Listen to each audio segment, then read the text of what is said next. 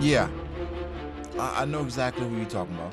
So I'm in the park, minding my own business, and waiting for my boys to show up. This guy runs up to me. He's got green hair, his teeth were all jacked up. He came out of nowhere, just grabbed her up by her neck. But he sees my boys. I'm talking Bobby Mink, Freddie the Fish, all right? I myself, I was the Gusty. What the hell I'ma say? They're jacked up. He goes like this, I kid you not, he's still holding the sword. He's like this, he's looking at his arm. He's looking at the fish, he's looking at his arm. He's looking at my boy the mink. Now, I'm not saying he's a racist. But that boy racist as hell. This pirate hunter guy, he's a menace, he's gotta go.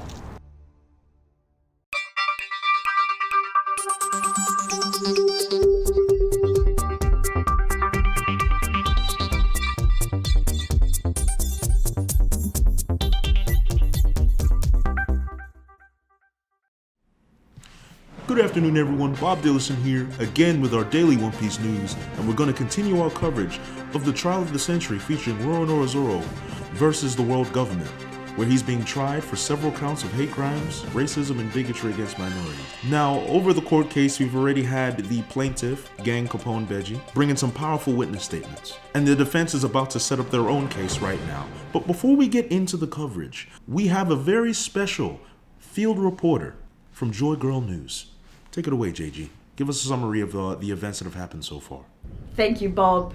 Hello, my Nakamatachi. This is Journalist on behalf of Joy News, reporting live on the trial of the century, currently taking the world by storm.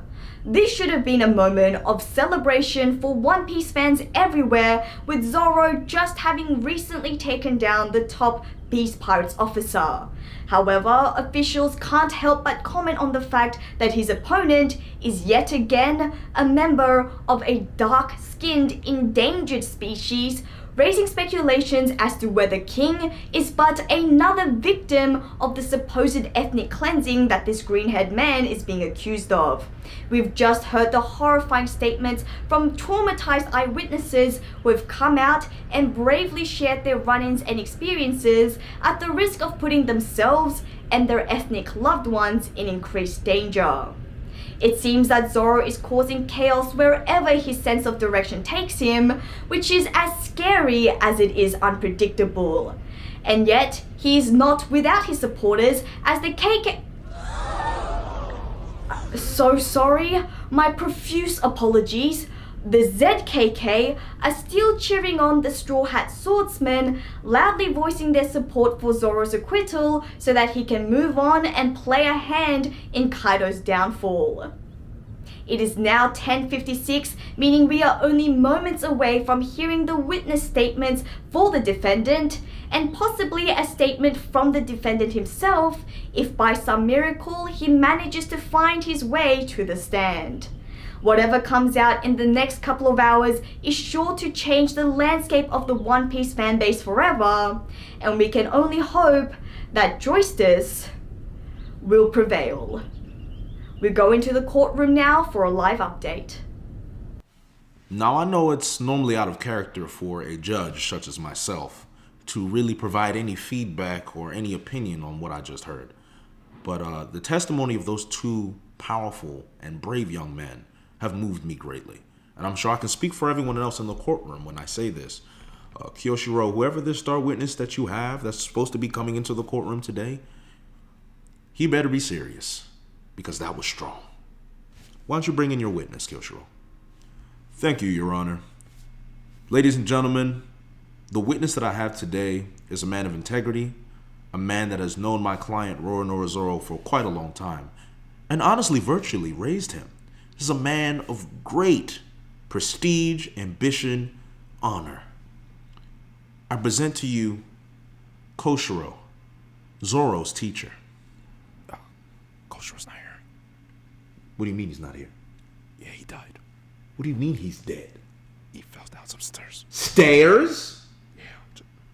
How did he fall down some stairs? Didn't he learn from I Kui? heard about those stairs. Yeah, you better watch out for those. It's pretty dangerous. It's a tragic incident, you know what they say. Like daughter, like father. Yeah, like daughter, like father. Yeah. I don't know where this came from, but it has nothing to do with what happened to Coach Strong. Your Honor, he has a firearm. How did he get a firearm into the courtroom?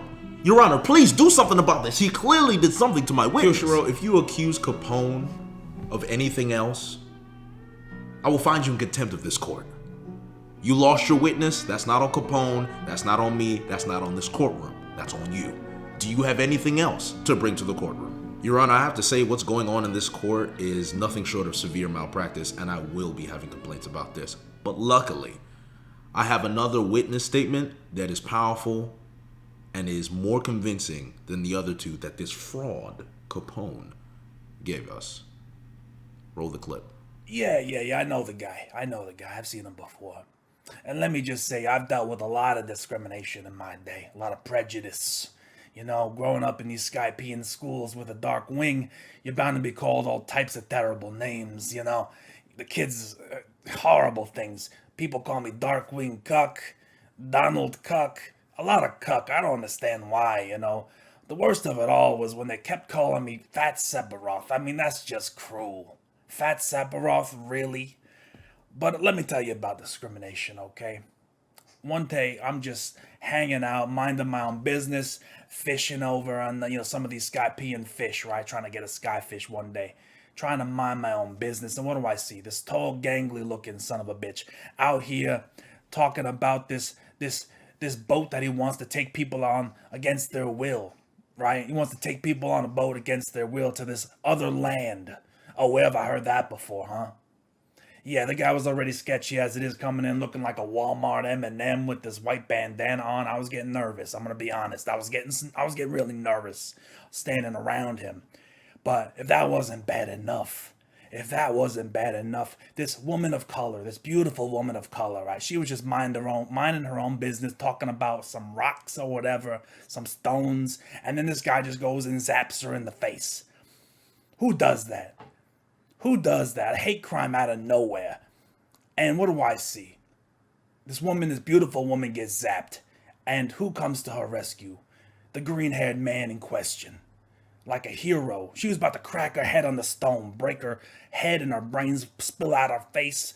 But no, this man comes to the rescue, saves her, this woman of color, and defends her honor, saying, hey, that's a woman. You bigot, that's a woman. You know, he's okay in my book.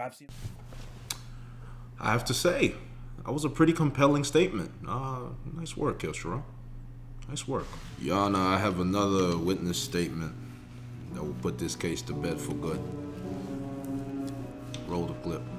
Another witness?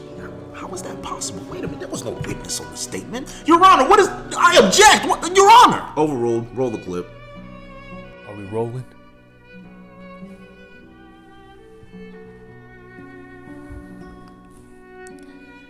It was July 21st, 2002. I was on vacation with my family.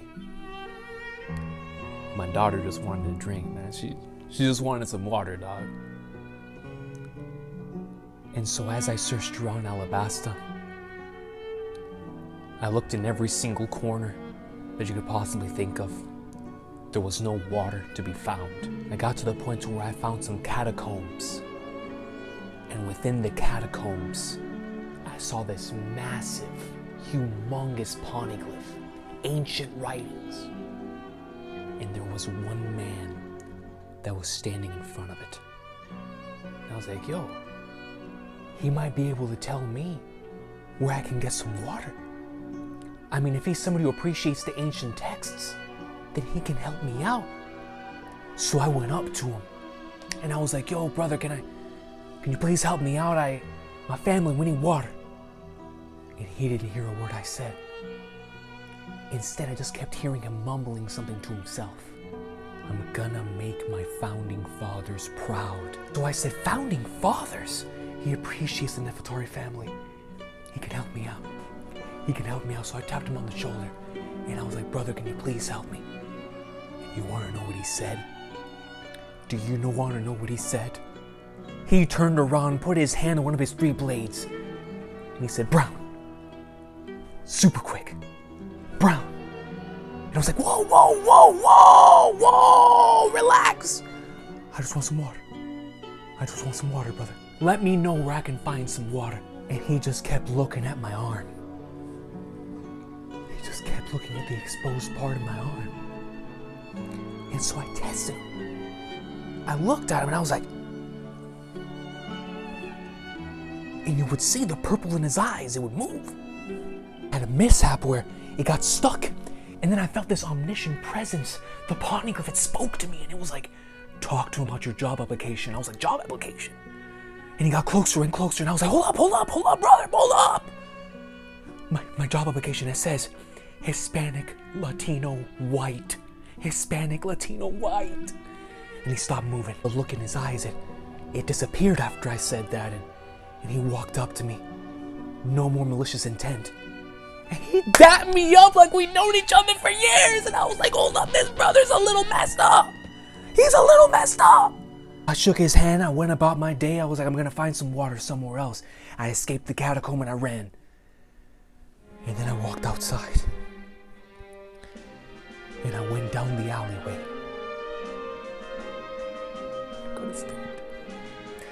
I could have stopped it, man. But there he was with all 3 blades. And my brother was on the floor. He stood no chance. If he felt the fear that I felt, he stood no chance. And that's when I knew I had to reach out. We gotta put that brother in and impel down.